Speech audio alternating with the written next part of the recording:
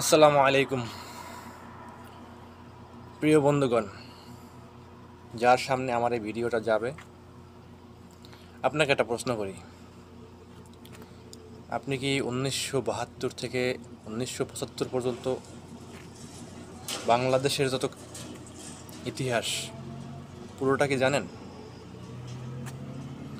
আর যদি সেটা জানার পরেও আপনি শেখ মুজিব নামক বাকশালের প্রধান, স্বৈরাচারের প্রধান,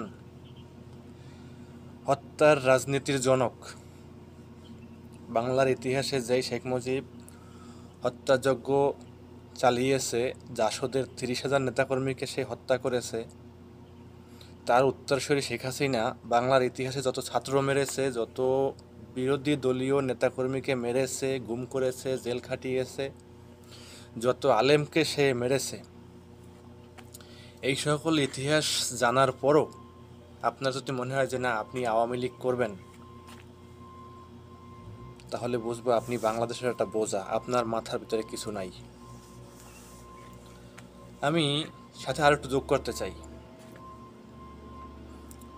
71 বেসে তো আওয়ামী লীগ বাংলাদেশকে ধ্বংস করে দিল।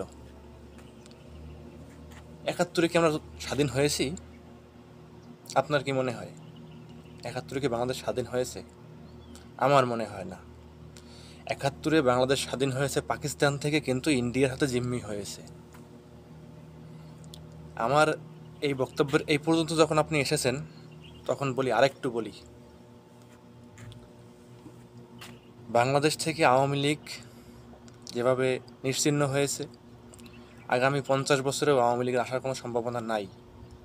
বাংলার মানুষের যদি সাধারণ একটু জ্ঞান থাকে বা একটু বুঝ ব্যবস্থা থাকে, তাহলে বাংলাদেশে আওয়ামী লীগের অস্তিত্ব ফিরিয়ে আনার মতন একটা মানুষ পাওয়া যাবে না, ইনশাআল্লাহ।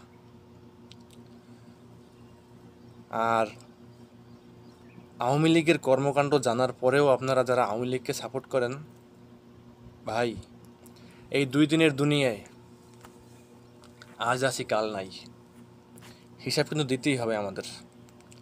আপনি হিন্দু, আপনি বৌদ্ধ, আপনি খ্রিস্টান, আর আমি মুসলমান, কেউ তো দুনিয়াতে বেঁচে থাকতে পারবো না, চলে যেতে হবে সবাইকে। তাই বাংলাদেশের ভবিষ্যৎ আপনার হাতে। আপনি কি করবেন সেটা আপনার ডিসিশন। আপনি আওয়ামী লীগকে পুনরুদ্ধার করবেন, নাকি আওয়ামী লীগকে বাংলাদেশ থেকে চিরতরে যেরকম বিদায় হয়ে গেছে সেই বিদায়ের সাপোর্ট করবেন? আমি আশা করি কোনো সুস্থ মস্তিষ্কের লোক আওয়ামী লীগ ফিরে আসুক এটা আর চাবে না। আমার চ্যানেলে আপনাকে স্বাগতম। যদি ভিডিওটা ভালো লাগে থাকে, লাইক কমেন্ট করবেন, সাথে আমার ইউটিউব চ্যানেলটাকে সাবস্ক্রাইব করবেন। ধন্যবাদ সবাইকে।